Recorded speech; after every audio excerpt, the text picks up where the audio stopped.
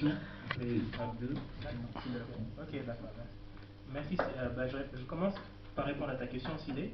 Merci beaucoup pour ta question. Vous m'entendez, n'est-ce pas? Oui. C'est une question importante en fait, et je ne dépose pas, parce qu'en fait je réponds à la question du pourquoi je ne réponds pas, je ne dis pas que c'est un génocide.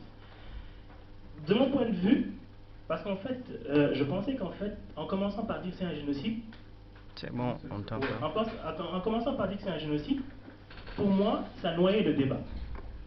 J'avais envie finalement, moi ce qui m'intéressait c'était véritablement de parler des événements de 89. Moi ce qui m'intéressait,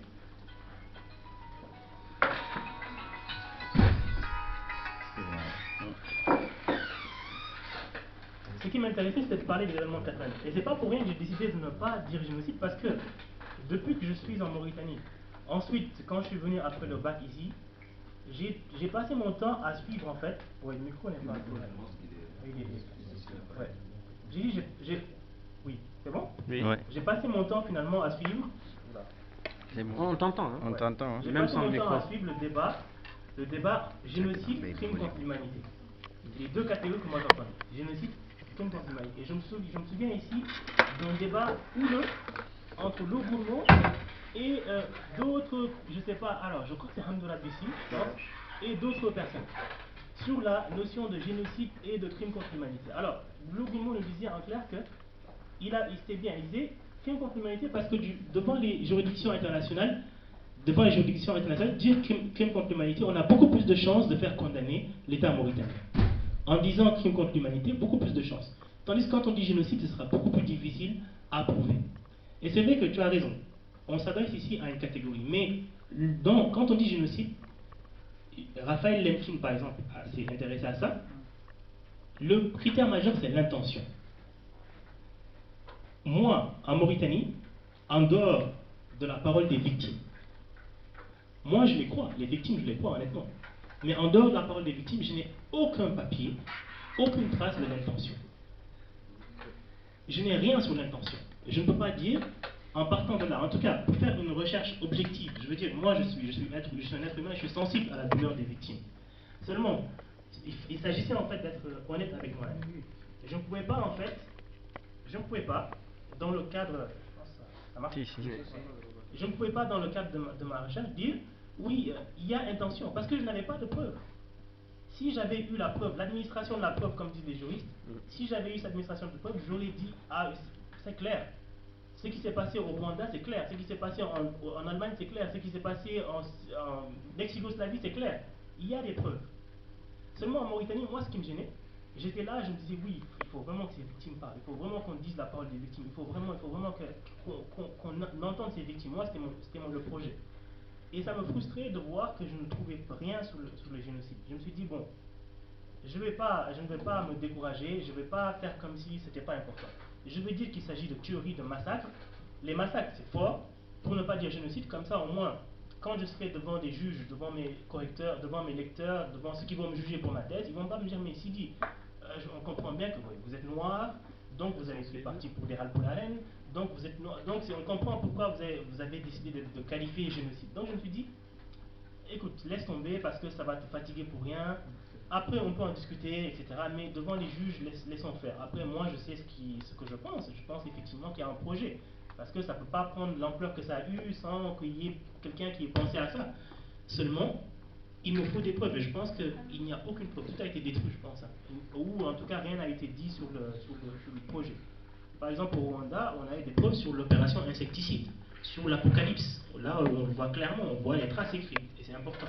Et l'administration de la preuve est tellement importante que, par exemple, mais ça, on va juste un peu faire l'histoire, pour ceux qui connaissent Hannah Arendt, par exemple, dans ce qui est de Eichmann qui était un des penseurs, finalement, un des grands exécuteurs qui a commis des crimes atroces en Allemagne et contre les Juifs, on n'arrivait pas à le condamner parce qu'on n'arrivait pas à trouver de preuves.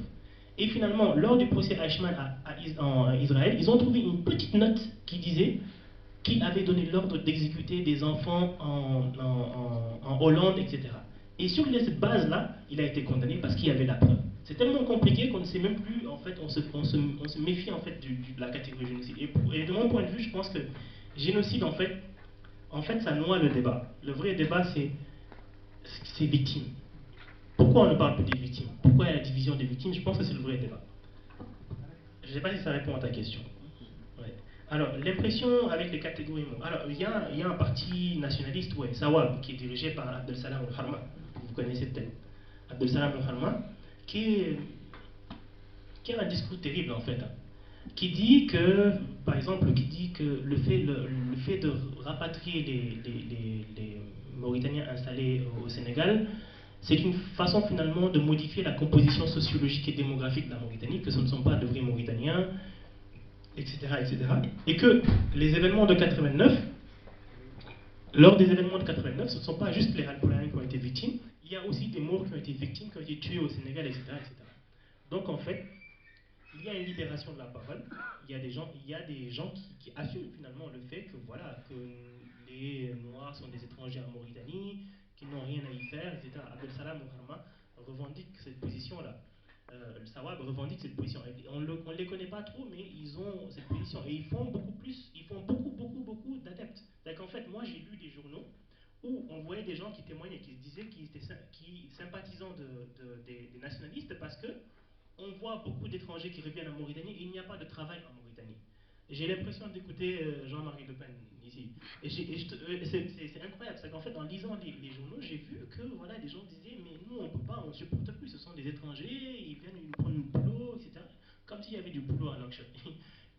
On chôme tous à Nouakchott de toute manière. Donc, et c'est terrible de voir que quand même des gens pensent que voilà, cette haine de l'étranger, comme si finalement nous aussi, ceux qui venaient du Sénégal étaient des étrangers, etc. En tout cas, ce qui est sûr, c'est que même ici en France, j'ai rencontré, et Dieu sait que moi je ne fais pas de confusion, je dis toujours une partie de la catégorie Moore. Je fais toujours cette précaution parce que je sais très bien qu'il n'y a pas, c'est important.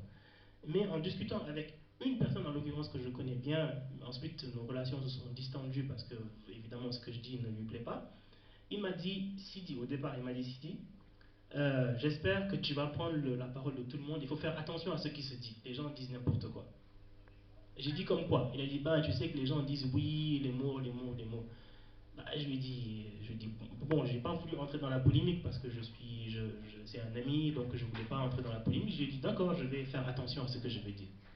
Mais il y a quand même des gens qui pensent que voilà, que 1989, écoute, c'est une bonne réaction parce que les Noirs projetaient de faire quelque chose, il fallait les réprimer dans le sang, sinon ils allaient tuer nos femmes, nos enfants, etc. Il y a une propagande. Et merci mon grand frère Jeng. Je te remercie d'avoir bien précisé que le Flamme a beaucoup fait pour moi et je sais que ouais, le Flamme a beaucoup fait pour ces entretiens. Ibrahim Aboussal, en passant, est un promotionnaire, à mon père. Donc je ne le savais pas. C'est lui qui m'a précisé qu'ils avaient fait, qu'à quelques années de distance, en fait, ils avaient fait le lycée de Kaïdi ensemble. Qu'ils étaient ensemble à Kaïdi, mais ça c'était au moment où on envoyait les gens à Kaïdi.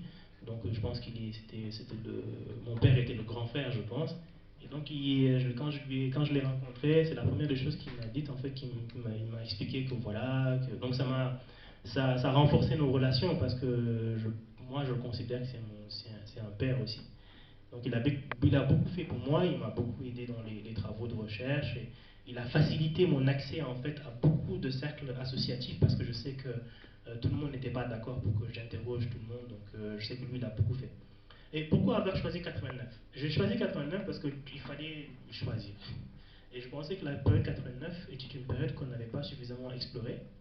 Seulement, ce que je dis dans la thèse, mais peut-être que tu vas le lire, c'est que je parle de ce qui se passe avant 89. On ne peut pas parler juste de 89, c'est impossible. Si on ne parle pas de 66, de ce qui se passe avant, on ne comprend rien à 89. Donc en fait, je parle beaucoup de ce qui se passe avant. Seulement, je concentre mon effort sur 89 parce que je trouve que les gens, ce qui est bizarre, c'est que beaucoup de Mauritaniens ne savent pas ce qui s'est passé en 89. Moi, ce qui m'a surpris, je me suis dit, mais comment les gens ne savent pas qu'est-ce qui se passe en 89? On pose la question, on me dit, mais 89, il s'est passé quoi? Et moi, je me suis dit, mais c'est pas possible. Est-ce qu'on est né, on est tous nés en Mauritanie, ou est-ce qu'on n'est pas né en Mauritanie, est-ce qu'on a grandi en Mauritanie? Donc je me suis rendu compte que ce qui était évident pour nous ne l'était pas pour tout le monde, quoi. Donc il fallait en parler. Donc il a fallu que je fasse un choix, mais c'est vrai que je remonte beaucoup plus loin pour